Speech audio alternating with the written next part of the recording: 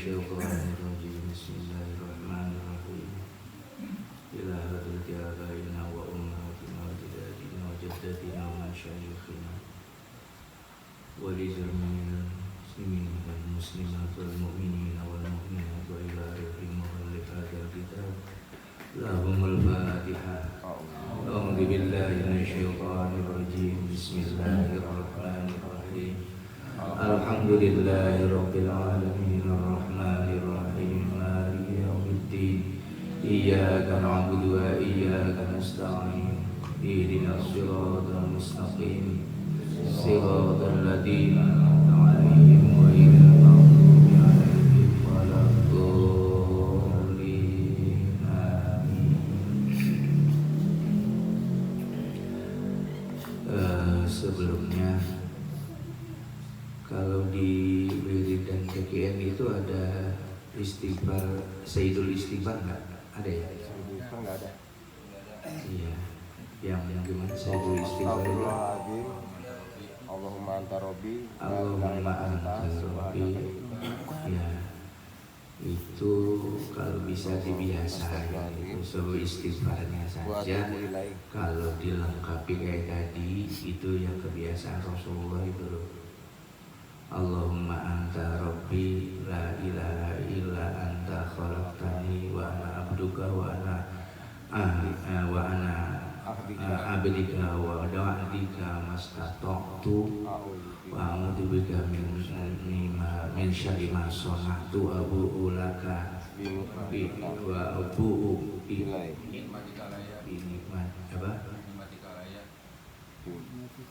wa abu'u wa abu'u bimaksiatika ya wa abu'u bimaksiatika terus kemudian faghfir li innahu kana tawwabar rahim ya ada yang begitu, ada yang di akhirnya innaka antat tawwabur rahim ya itu terserah pilihan. Sebab saya ingat itu kenapa? Bahwa itu adalah istighfar yang ikrar terhadap keberadaan kita dan rasa syukur yang mendalam kepada Allah dengan membaca istighfar. Istighfar itu banyak, tapi ini adalah sayyid itu apa ya? Paling tingginya nilai istighfar. Sumber aslinya istighfar ini Allahumma anta rabbi, ya Allah engkau adalah Tuhanku, la ilaha illa anta, bahwa tidak ada Tuhan kecuali engkau, khalaqtani wa ana abduk, engkau ciptakan saya dan aku otomatis menjadi hambamu. Ini ikrar loh, ini diawalinya. Jadi kita diciptakan oleh Allah, ya bersyukur. Kenapa bersyukur? Karena diperkenalkan oleh Allah kepada Rasulnya, kepada ciptaannya dan segala macamnya, sehingga menyatakan diri wa ana abduk. Jadi kita diciptakan oleh Allah menjadi manusia itu harus disyukuri betul itu. Coba dah 100 tahun yang lalu kan kita belum ada.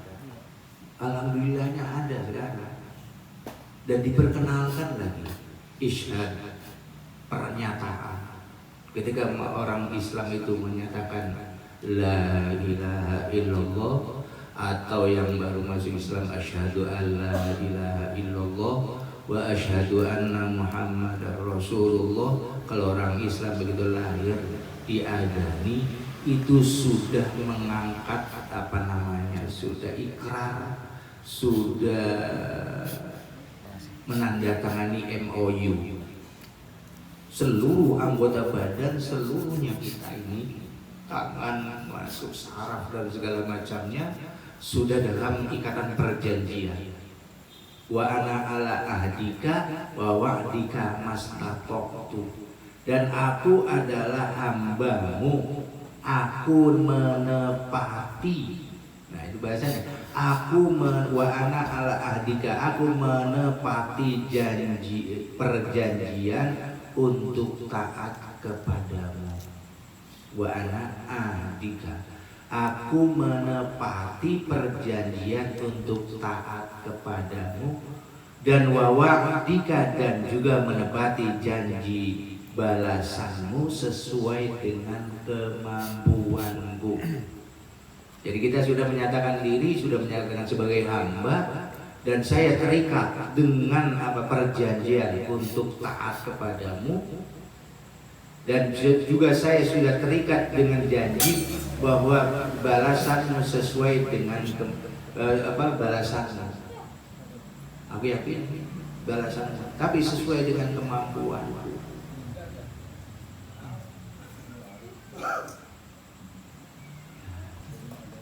Jadi itu adalah ikrar kita di hadapan Allah ketika kita diciptakan oleh Allah dalam masa di waktu ruh. Alastu bi rabbikum hadza, bukankah aku ini adalah Tuhan kalian? Qalu bala syahidna. Semua roh itu termasuk roh kita itu menjawab syahidna. Berarti udah ada kontrak bahwa kita janji kepada Allah untuk menepati, melaksanakan perintahnya, dan kita juga harus meyakini, berjanji atas balasan yang Allah berikan ketika orang itu tidak mau tidak mau taat. Jadi sudah ada kontrak. Kalau kamu baik berarti kamu akan diberi, kalau kamu buruk berarti ditandatangani. Sebabnya itu bahasa ditandatangani itu qalu bala syahidna. Saya itu bersaksi ya Allah, Engkau adalah Tuhan kami. Dari dulu kita udah ada janji. Dan itu kemudian kita ungkapkan dengan terikat dengan janji dan meyakini akan ancamanmu, mastata'tu, sesuai dengan kemampuanku. Mastata'tu.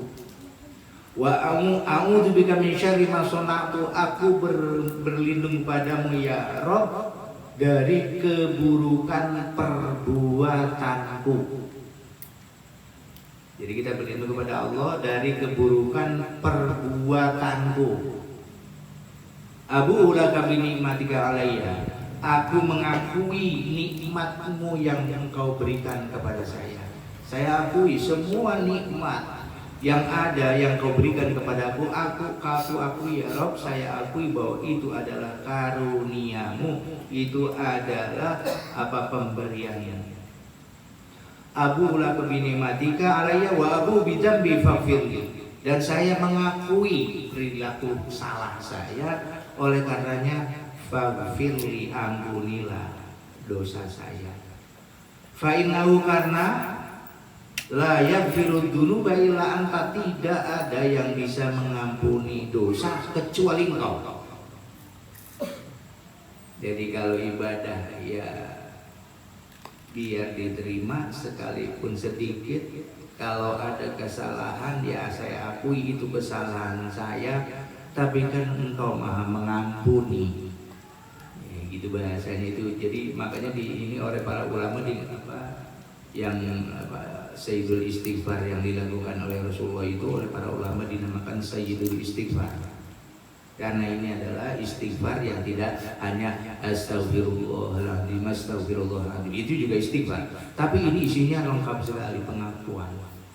Kita mengakui bahwa kita adalah hamba Allah, Tuhan tidak ada lain kecuali Allah, dan dia berjanji akan menepati taat kepada Allah, dan dia akan janji juga meyakini bahwa balasannya Allah itu akan terjadi ketika orang itu menentang.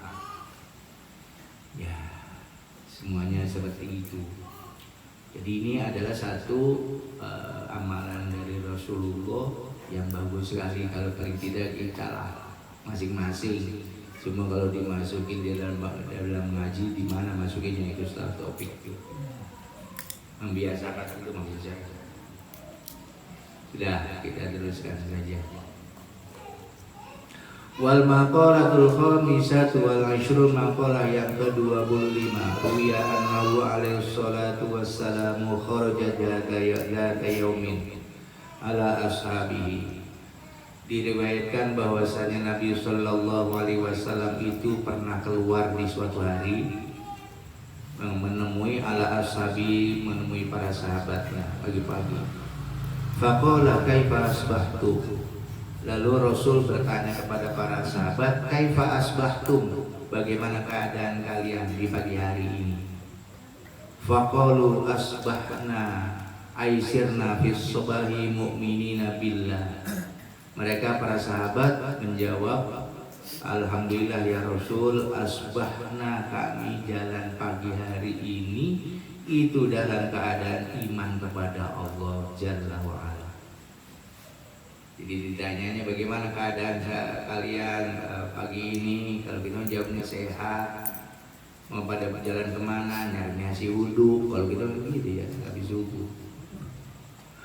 Kalau ini dijawabnya, alhamdulillah ya Rasul, maka kami dalam keadaan iman kepada Allah. Faqala sallallahu alaihi wasallam, kemudian Rasulullah bertanya, wa ma alamatu imanikum. Kata Rasul, kalian itu jawab ke dalam keadaan iman, apa tanda iman kalian? Kalian mengatakan dalam keadaan iman, apa tandanya iman kalian? Kalau mereka menjawab, nasbiru alal bala'i al-imtihani minallahi ta'ala wa nashkuru ala rakhai wa nardo bil qadai. Mereka menjawab, kami sabar terhadap ujian dari Allah. Ujian itu bukan kemudian miskin, bukan loh. Ujian itu tidak hanya susah, bukan dikasih sakit, bukan.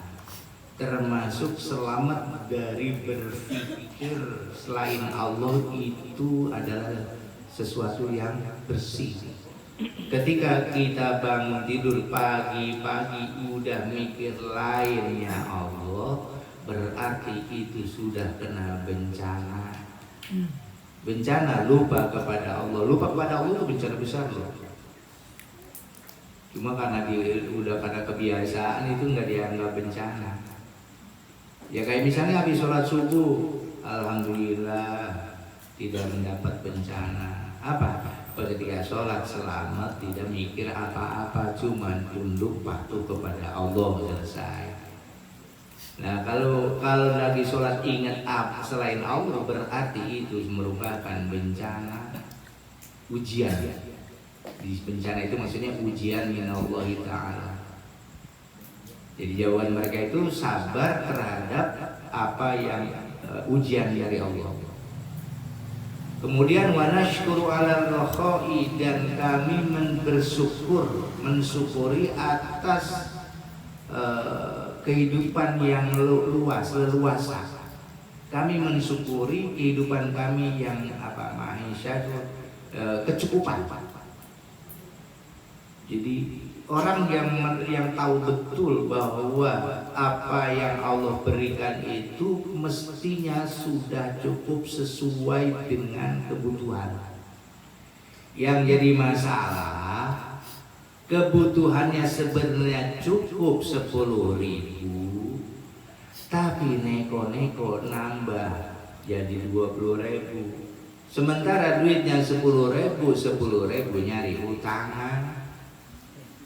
Harusnya beli nasi uduk cukup sama telur 1, ini mah pengen telur 5 sama ayam goreng, turun bangkrut. Itu nashkuru ala rakha, kami mensyukuri atas keleluasaan hidup. Pokoknya kelonggaran hidup. Jadi hidup itu sudah diukur oleh Allah, itu sebenarnya manusia itu nggak ada yang susah. Lah yang bikin susah itu yang neko-neko. Kudunya cukup di situ doang, dia tambahin. Nah itu jadi masalah kan, nambah-nambahin. Jadi melebihi dari apa yang menjadi kebutuhannya, itu jadi masalah. Jadi mestinya sudah cukup apa yang ada. Jadi nashkuru ala rakha.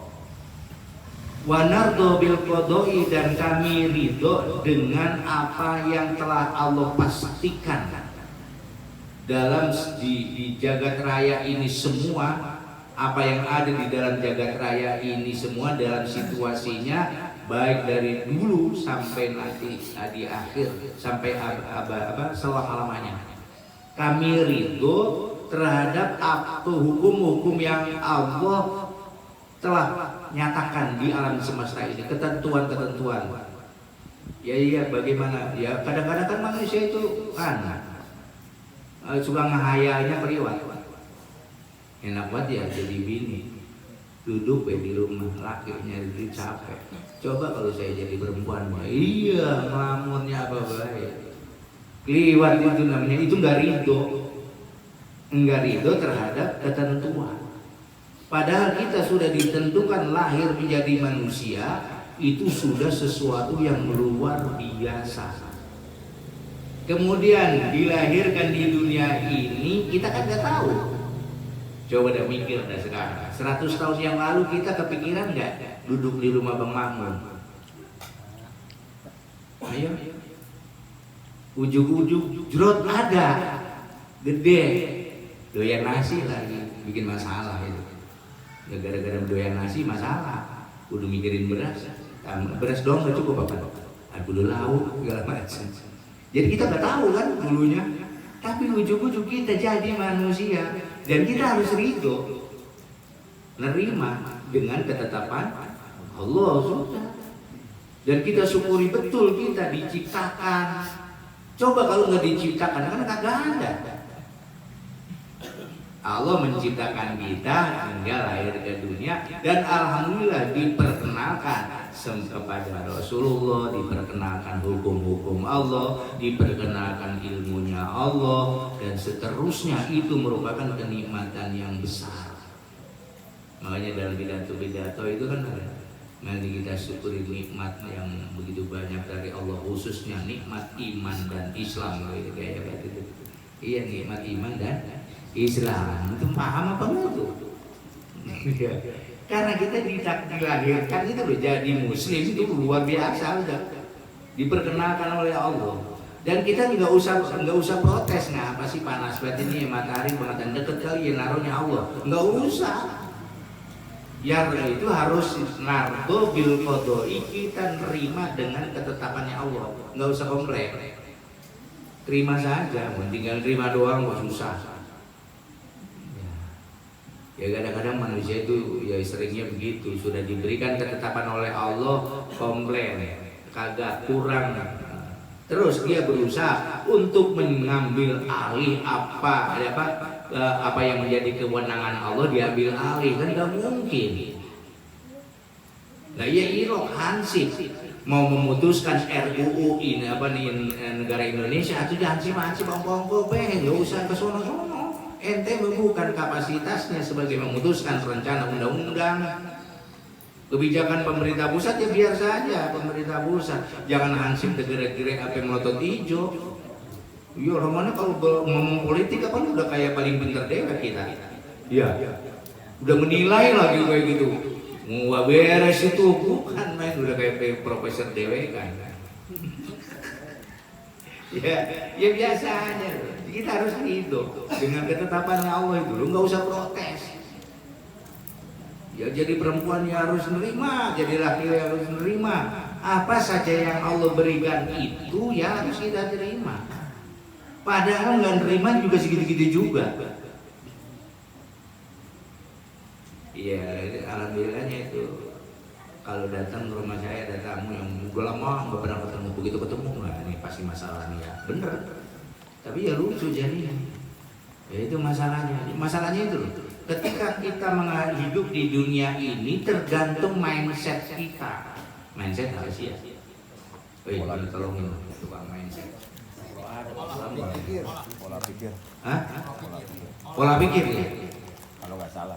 Iya udah, salah lagi nggak apa-apa bareng-bareng ini.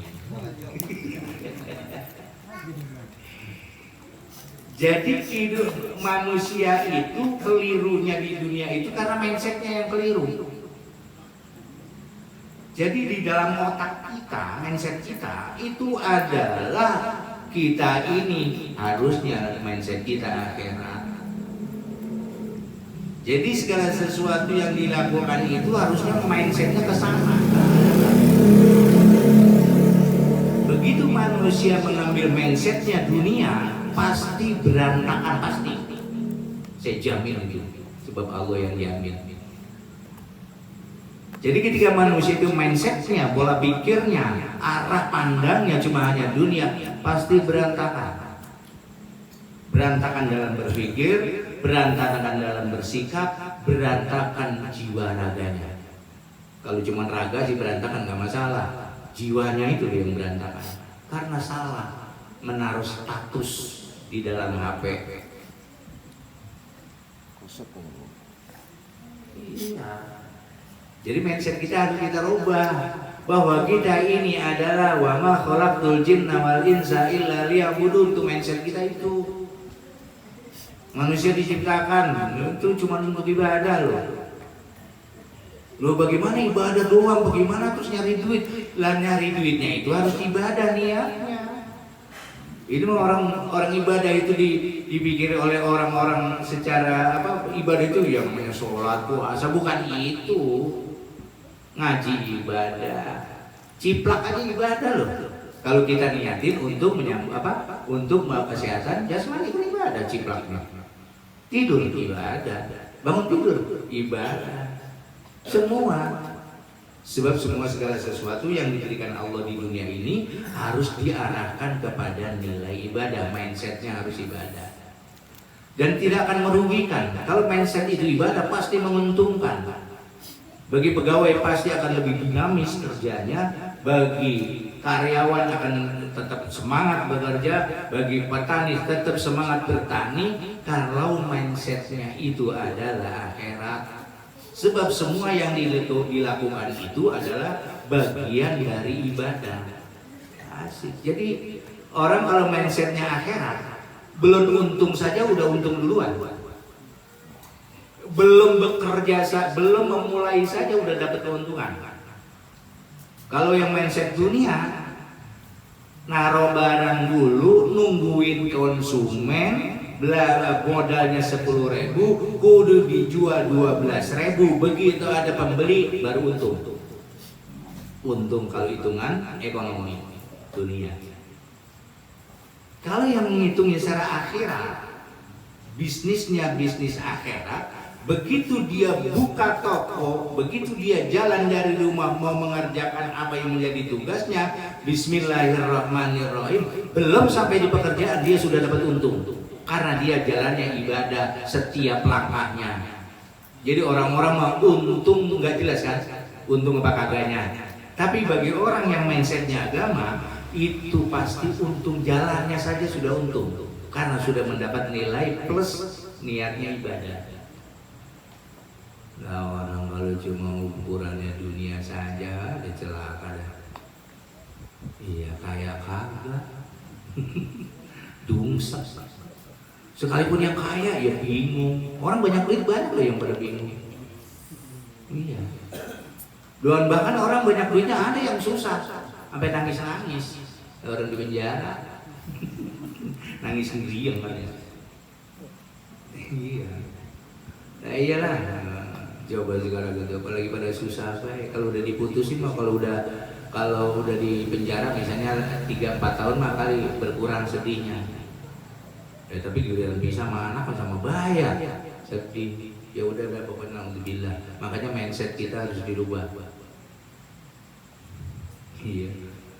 Makanya mindsetnya itu adalah untuk berpikir untuk negara. Pada saat itu Bung Karno, sekalipun dia di penjara, digul, berpindah-pindah, tapi tetap saja dinamis karena dia mikirin bangsa Indonesia. Dan tetap konsep itu jalan. Sekalipun dalam posisi penjara. Nah, kalau mindset kita itu ada akhirat, sekalipun Allah memberikan ketidakmampuan kita dalam finansial, tetap aja enjoy. Yang jadi masalah kan bertabrakan sama duniawi, otak gitu. Sehingga ya itu ya udah masalah banyak. Jadi harus ridho bil qodoi, kami ridho dengan ketetapannya Allah selama-lamanya. Jadi apapun yang terjadi pada kami tetap ridho karena sudah mensyukuri. Nah, ketika orang itu ridho dengan apa yang ditentukan oleh Allah, semua anggota badan, sel-sel yang ada di dalam diri kita yang sudah menandatangani MOU qalu bala syahidna, semua itu badan kita semua itu yang dari partikel-partikel tadi sendiri-sendiri menyatakan ibadah kepada Allah. Coba ketika orang itu mindsetnya akhirat, seluruh anggota badan kita yang jumlahnya seapa kita nggak ada yang tahu, sel kita itu semuanya itu bertasbih kepada Allah. Kalau ini badan dipakai untuk jalannya ridho Allah, itu semua sel yang ada di dalam diri kita yang jumlahnya miliaran itu bertasbih kepada Allah. Semua bertasbih, bersyukur dan mintakan ampunan. Lo kan mantap jadi orang-orang itu. Apalagi ente yang belajar tikir udah top marpotok lah.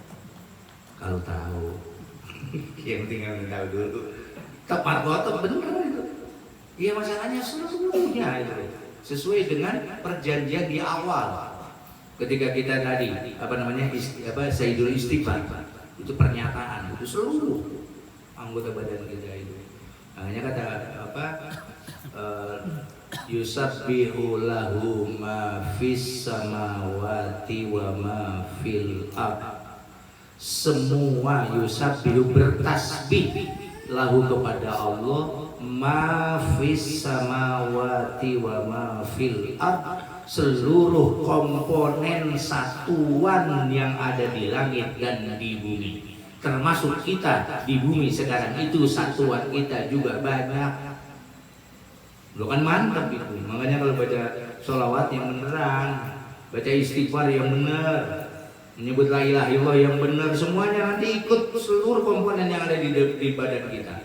Berarti kalau dihitung kan miliaran. Wajar Rasulullah sampai bilang man qala la ilaha illallah dakhalal jannah.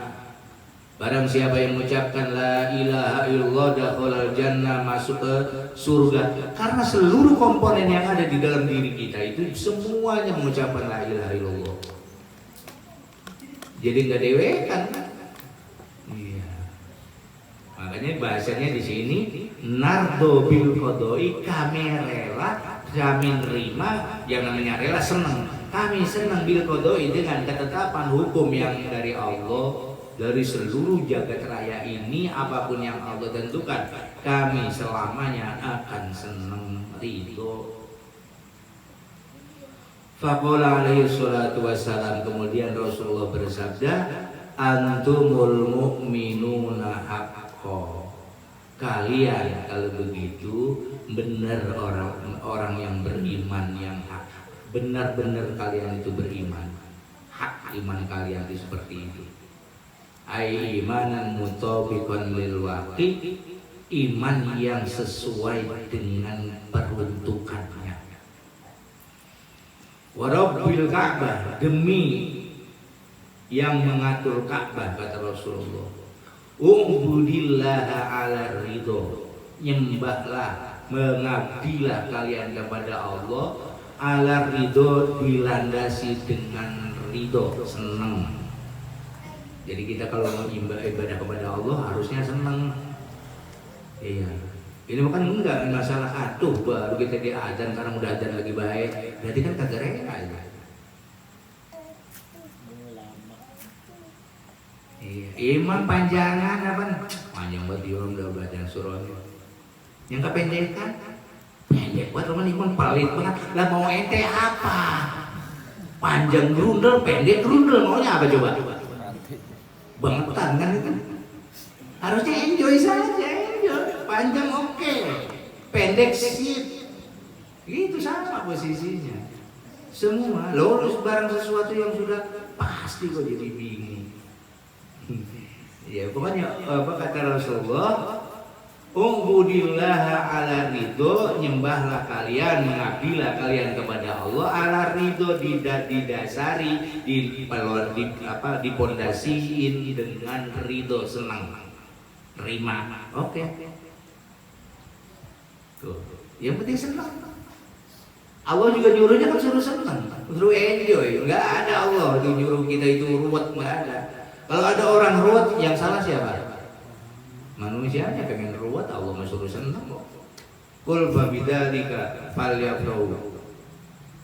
Qul bifadlillahi wa birahmatihi fabidzalika falyafrahu. Sampaikan Muhammad, kasih tahu umatmu itu.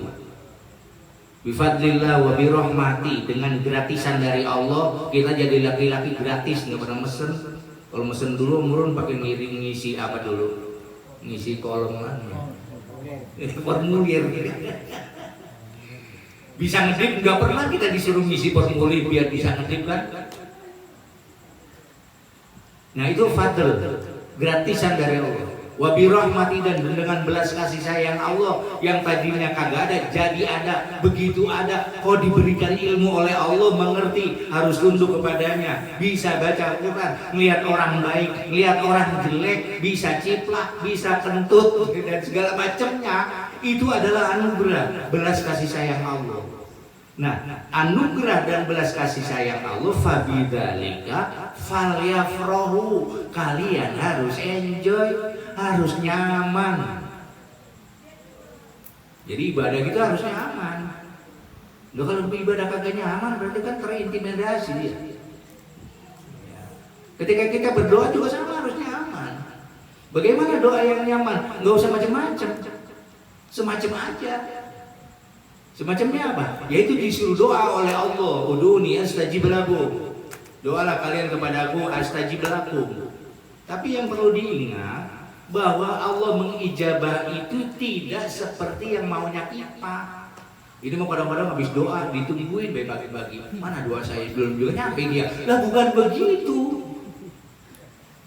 Nabi Musa saja begitu, ya Allah ya Rabb. Fir'aun itu dan masyarakatnya dan pengikutnya itu kaya raya, banyak hartanya, dan dengan banyak harta mereka itu mereka mengintimidasi kami semua, ya Rob, tolong hancurkan harta mereka, habisi semuanya. Udah lah, adanya Nabi Harun buat langsung, ini yang doa Nabi dan Rasul, mantap bro.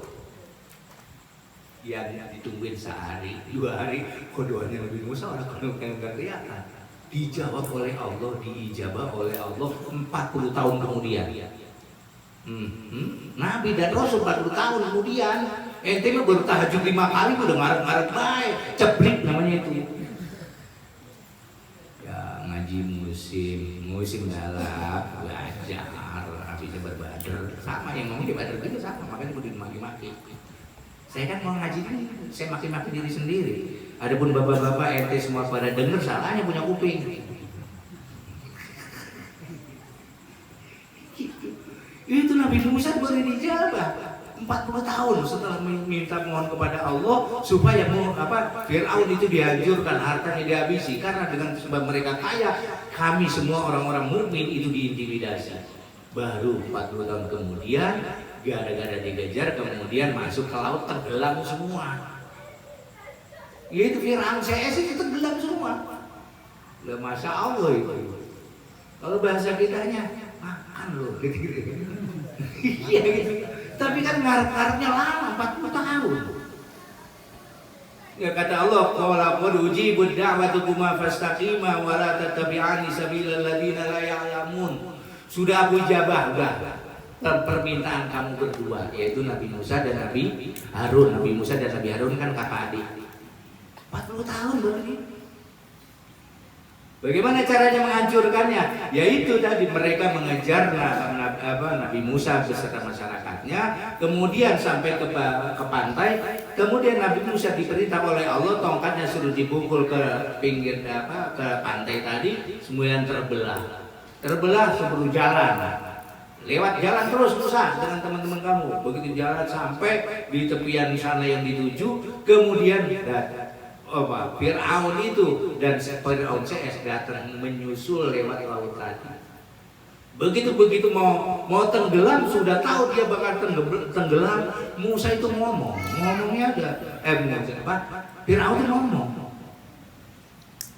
Qala amantu annahu la ilaha illa alladzi amanat bihi banu Israil wa ana minal muslimin. Ngomongnya pada saat tenggelam, belum mati, baru ngap-ngapan. Itu dia ngomong amantu, saya beriman annahu la ilaha illa alladzi, bahwasanya Allah tidak ada Tuhan kecuali Zat yang telah amanat bihi banu Israil, yang telah memberikan keselamatan Bani Israil. Ya memang jelek bahasanya. Saya beriman kepada Zat yang telah menyelamatkan Bani Israil. Orang mau jangan begitu apa ya, yang namanya orang jebrik. Dan dia sudah beriman. Kalau umat Nabi Muhammad begitu diterima itu loh. Wa ana minal muslimin, saya itu termasuk orang muslim, orang yang taat kepada Allah. Langsung malaikat itu, kemarin lu kemana baik, mulutnya disumpel sama lumpur laut. Rambil ngomong. Kalau umat Nabi Muhammad kayak gitu diterima loh. Tapi itu umat Nabi Musa aturannya beda. Sudah terbaca semua soalnya kata-katanya. Saya menjadi orang muslim kayak gitu. Disumpel sama mereka Jibril. Bok mulut. Kemarin lu. Karena Firaun itu sama Firaun Sais itu udah kebangetan sehingga nanti di neraka itu, neraka yang paling panas itu adalah penghuninya Firaun Sais. Itu jadi kata Rasulullah. Umat Nabi Muhammad yang jelek itu dimasukkan ke neraka yang paling ringan, di pintu yang ke-7 paling atas. Tapi jangan pikirin ringan terus kayak kerupuk.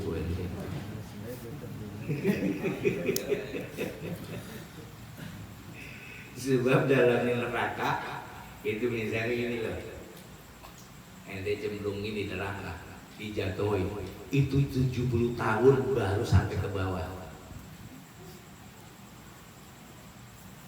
Ya ngaji mah kudu ditakut-takutin biar berani. Padahal ketika neraka itu diperlihatkan oleh Allah, lentabannya itu sampai bergemuruh gitu, melentang ke atas. Berarti lentabannya gelarnya kayak apa aja, panjang bener lah. Gelas dijatuhin 70 tahun baru nyampe. Lah kira-kira siapa itu? Nah kita dari situ melayang palingnya 2 detik, ya dari atas cuduk gitu. Ini mah 70 tahun. Kata Rasulullah itu, jangan komplain. Bagaimana? Enggak usah digambarin, memang kagak bisa digambarin. Apa dunia kita sempit, makmur, rumah sama sumur doang. Sana luas, mahal luas, nerakanya luas, surga juga luas. Tidak. Tapi kan kalau siapa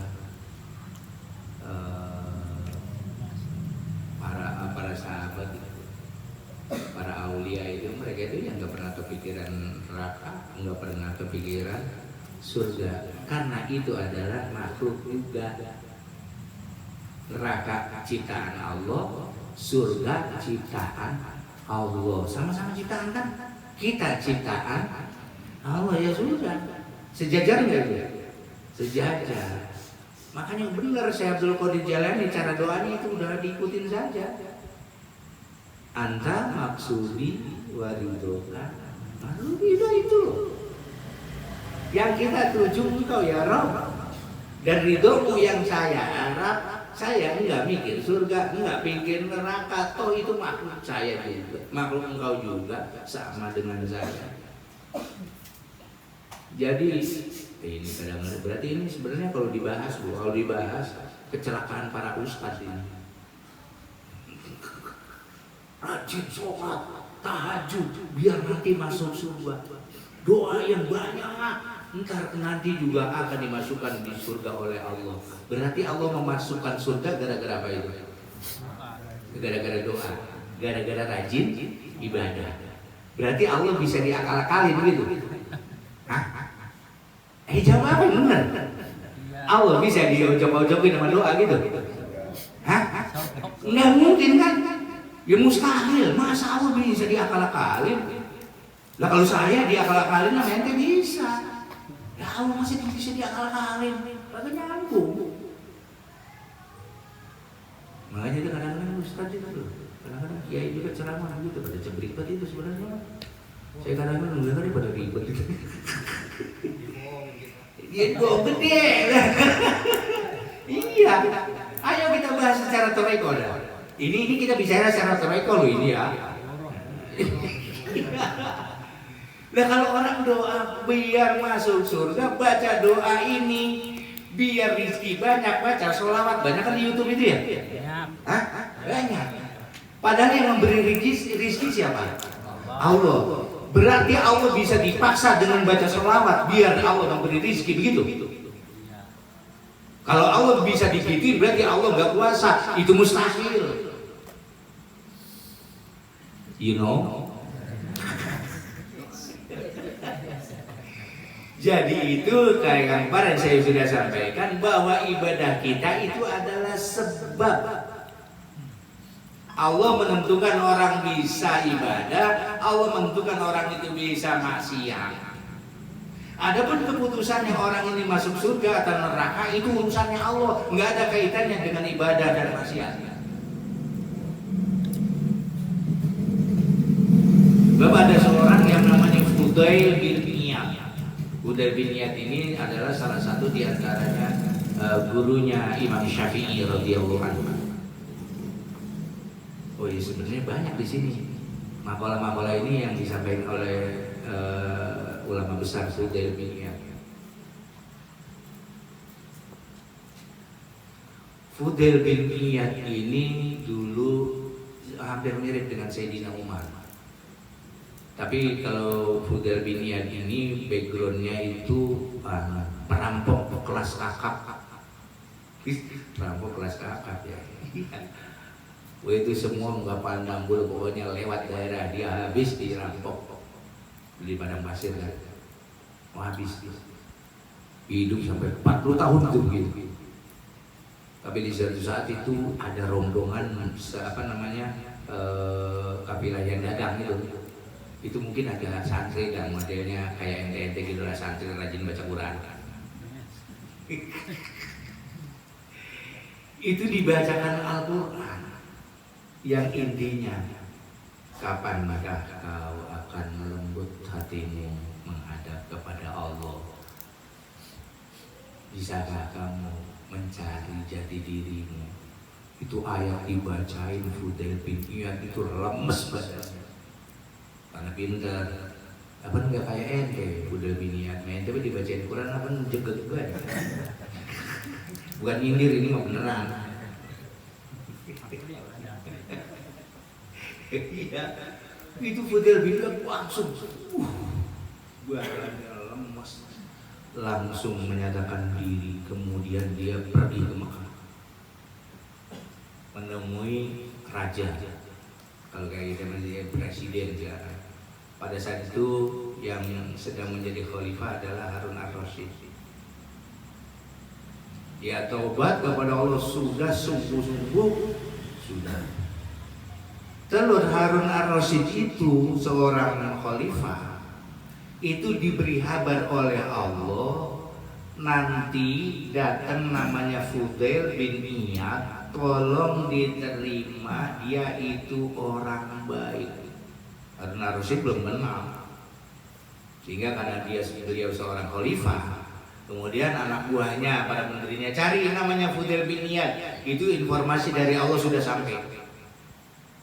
Dicari, akhirnya ketemu, kamu Fudail bin Iyad? Iya, kenapa? Kamu dipanggil oleh Raja Harun ar-Rasyid. Itu nangis. Nangisnya bukannya senang terus panggil presiden, ya, dia senang panggil presiden ya, Pak. Itu nangisnya memuji kepada Allah, ya Allah ya Rabb, orang cebrik, orang jelek kayak gini, kok yang engkau tetapkan mau bertemu dengan luar biasa yang soleh itu. Harun ar-Rasyid itu orang soleh, sebab Sayyid, masih keturunan Rasulullah dan dekat dari Rasulullah.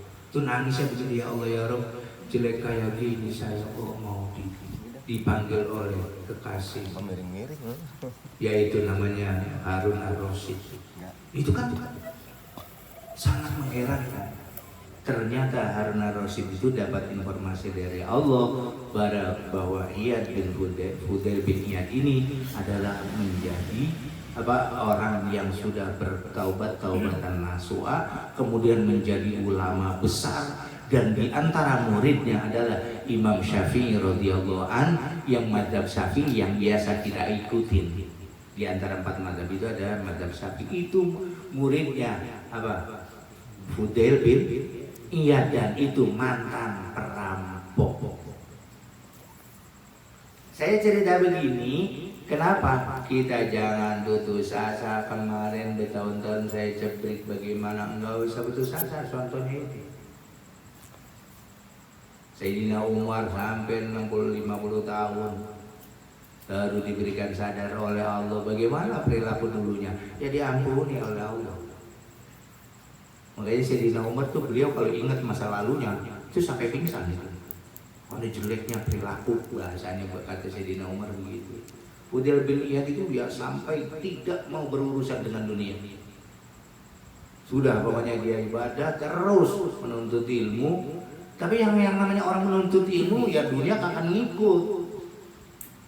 Ya karena dia sudah mendharma baktikan kepada Allah dirinya, dijual kepada Allah, kemudian dia belajar sampai menjadi ulama besar, dan para santrinya diantaranya sampai sekarang itu barokahnya ke kita, yaitu Imam Syafi'i. Termasuk Imam Malik juga termasuk muridnya Syekh Fudail bin Iyad. Dan beliau ini kemudian belajar, kemudian bersinergi di Mekah itu dengan Sufyan Ats-Tsauri. Fudail bin Iyad dan Sufyan Ats-Tsauri ini adalah dinyatakan sebagai orang yang pertama kali menentukan toreko, mengawali timbulnya toreko dari Fudail bin Iyad dan Sufyan Ats-Tsauri. Itu sejarah apa namanya? Sejarah toreko. Nyambung kemana itu ya? Ya emang begitu ceritanya. Ya kalau ditanya apa di NU online kayak di apa itu kan ada berita kayak gitu. Tapi kalau ente nyari berarti ente nggak percaya sama saya, terserah. Bagus kalau nggak percaya saya. Bener, percaya mah kepada Allah jangan sama saya. Nah, jadi dibenarkan kata Rasulullah, kalian itu adalah benar-benar beriman. Jadi mu'budillah ala ridho, nyembahlah kamu, beribadahlah kamu, tunduklah kamu kepada Allah dengan sukacita. Fa'ilam tastati, kalau kalian gak sanggup untuk sukacita melaksanakan ibadah tadi, hafis sabri ala ma takrah, maka kamu ya minimal kamu harus sabar apa yang kamu tidak suka. Kan banyak sesuatu yang tidak kita sukai, padahal itu justru penyelamatan. Dan itu ketika orang itu sabar terhadap apa yang dia tidak suka, itu khairun katsirun, kebaikan yang sangat melimpah. Ketika kita tetap saja melakukan sesuatu yang sebenarnya berat, misalnya begini, musim hujan, ya pagi-pagi aduh lagi hujan begini, enak ngerungkan nambahin, taksa wudhunya dingin banget, taksain sampai sempurna wudhunya, sabbalil wudhu namanya, musabbalil wudhu. Habis bilang mana hujan ngecerek ini, lagi malam kumpul sama bini, kudu mandi junub, dia paksa. Bagaimana caranya maksa? Ya kalau kedinginannya masak air atuh, gawe dikit. Gitu. Ya iya, artinya sesuatu yang tidak kamu sukai lakukan saja. Yang penting kamu sabar untuk melakukan itu.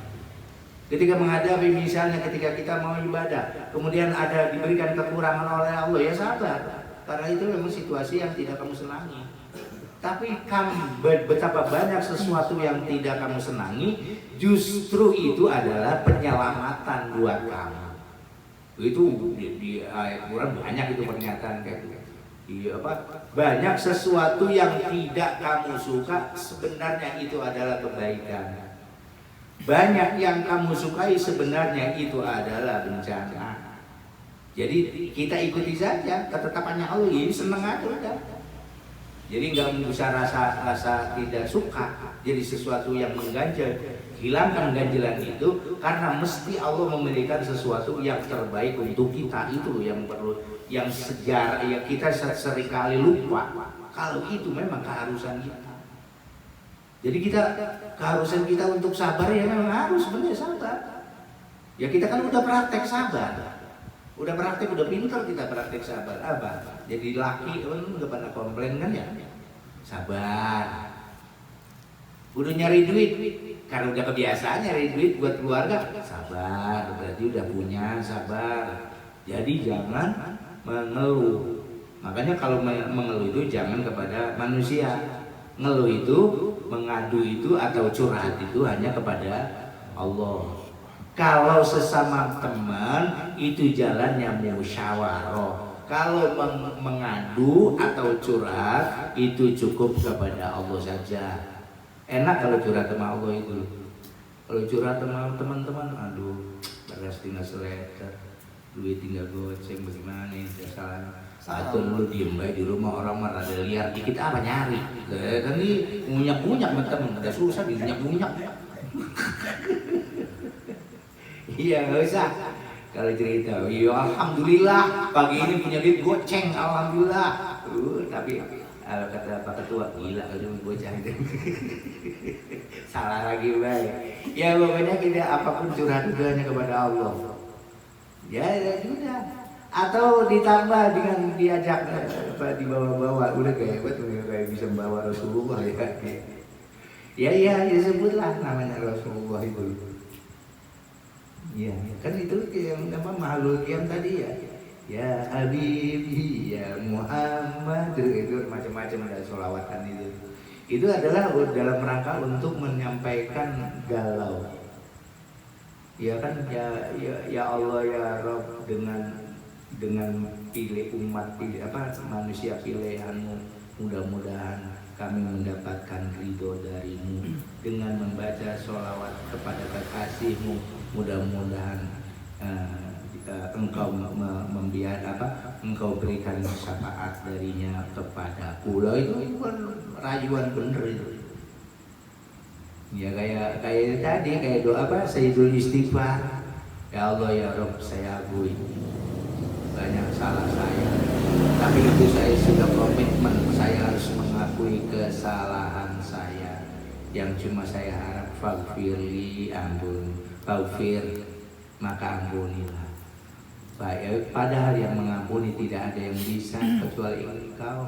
Innaka antal ghafurur rahim. Engkau saja yang bisa mengampuni. Nah, istighfar itu begitu.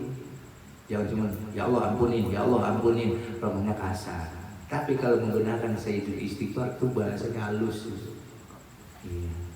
Dia kayak rayuan-rayuan itu. Banyak itu, para ulama dulu merayu itu. Ya Allah ya Rabb, surga itu terlalu mulia buat saya. Neraka itu terlalu mengerikan buat saya. Tapi keduanya adalah makhlukmu, dan saya tidak butuh kepada makhlukmu ya Rabb.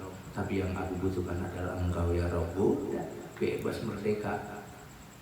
Jadi kalau doa begitu, ini mohon doa ya Allah selamatkan kami dari api neraka, benar.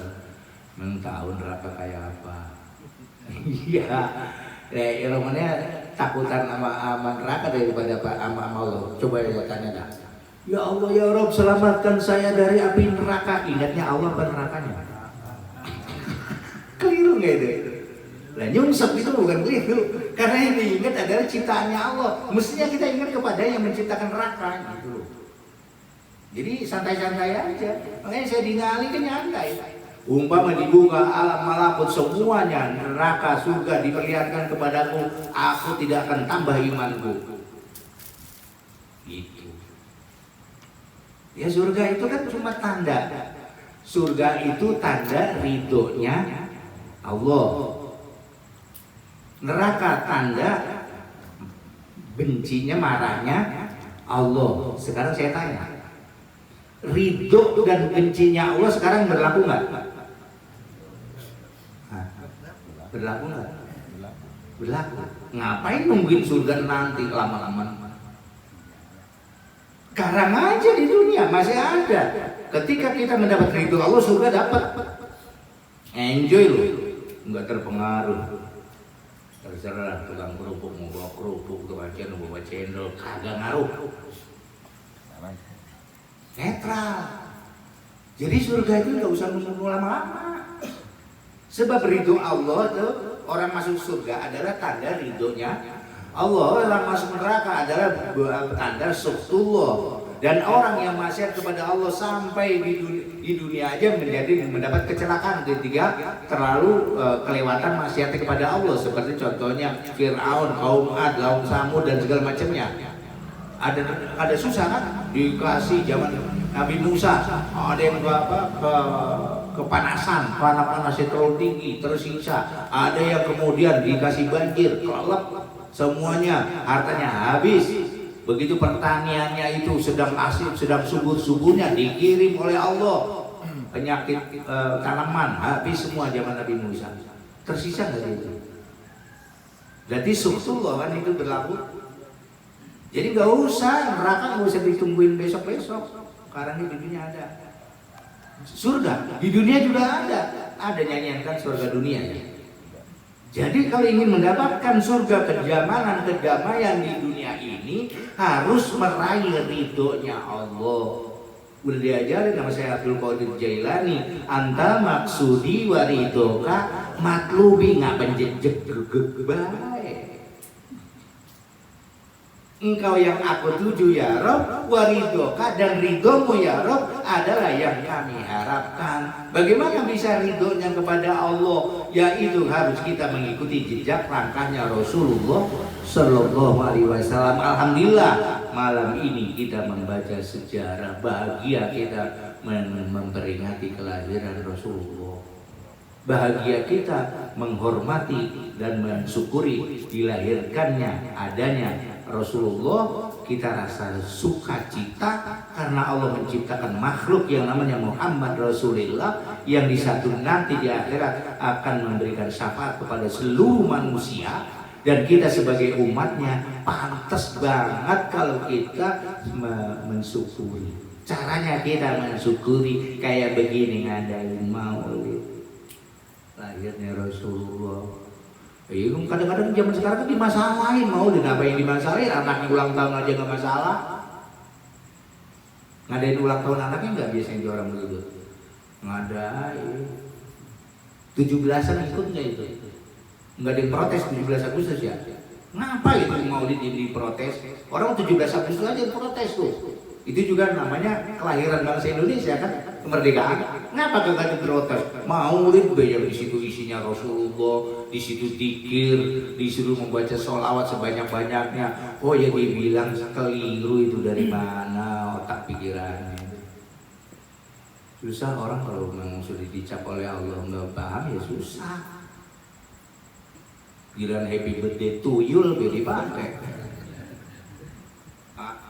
Ya. Ini kita ngembaliin diri kita sendiri loh, jangan sampai salah paham. Kita harus kita ketik sendiri, sebab yang tahu kita adalah kita sendiri. Saya nggak tahu ente loh. Jadi kalau tidak mampu untuk ridho, senang, bahagia melaksanakan ibadah kepada Allah, fafis sobri, maka sabar, ala matakro. Itu juga sudah beberapa nilai positif yang sangat banyak. Wal maqalatu sadidatu wal isruna Allah ta'ala ila ba'dil anbiya'i. Perasaan tadi mau baca banyak sampai satu guys, sudah itu udah kelamaan, udah lapar saya mau ngomong. Allah alam bisawab. Kalau udah makan lapar dari mana? Allahumma salli ala sayyidina Muhammadin bil awwalin wal akhirin wa sallim radhiyallahu tabaraka wa ta'ala an kulli sayyidina Rasulillah ajma'in. Bismillahirrahmanirrahim. Allahumma inna ilman nafqahu wa awamir warzuqna fahman nabiyina ibadil mursalin wa ilhamal malaikatul muqarrabin. Allahumma salli wa sallim ala sayyidina Muhammadin bil awwalin wa salli wa sallim ala sayyidina Muhammadin bil akhirin wa salli wa sallim ala sayyidina Muhammadin fil nabiyyin wa salli wa sallim ala sayyidina Muhammadin fil mursalin wa salli wa sallim ala sayyidina Muhammadin fi kulli waqtin wa hin wa salli wa sallim ala sayyidina Muhammadin fil mala'il a'la ila yaumiddin. Assalamu alayka ayyuhan nabiy wa rahmatullahi wa barakatuh. Assalamu alayna wa ala ibadillahi as-salihin. Allahumma balligh ruha sayyidina Muhammadin minna tahiyatan wa salaman wajzihi anna afdala ma jazaita nabiyyan an ummati wa atihil wasilata wal fadilata wasyarafa wad darajata al-aliyata ar-rafi'ah wa ba'du maqaman mahmudan alladhi wa'adta ya arhamar rahimin. Allahumma ja'alna wa iyyahum mimman yastajibu syafa'ata wa yartaji bihi min Allahi rahmatah.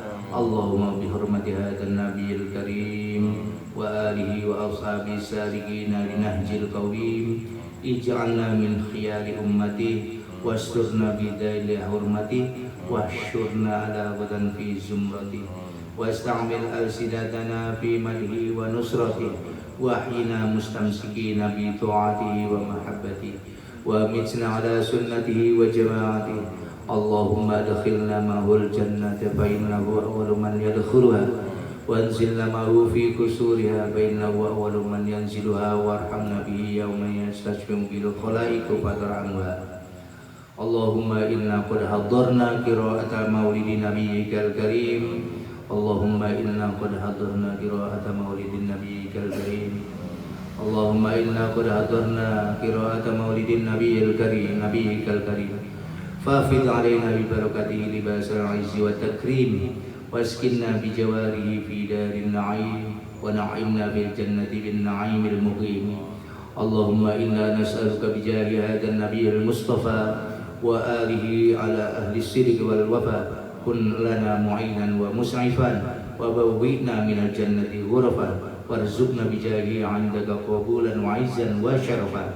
Allahumma inna natawassalu ilaika binabiyyikal mukhtar wa alihil athhar wa ashabil akhyar kafir anna dunuba wal auzar. Ya Allah, ya Allah, ya Allah, wahrusna min jamil makhawif wal akhtar wajma' bainana wa bainahu fi daril qarar wa taqabbal minna ma qaddamna min yasiri amalina fil ilani wal isra warhamna bi rahmatika ya waghfir lana innaka antal ghafurul ghaffar ya ghaffar ya ghaffar. Rabbana atina fid dunya hasanah wa fil akhirati hasanah wa qina adzabannar walhamdulillahi rabbil alamin. Taqabbalallahu minna wa minkum ya karim.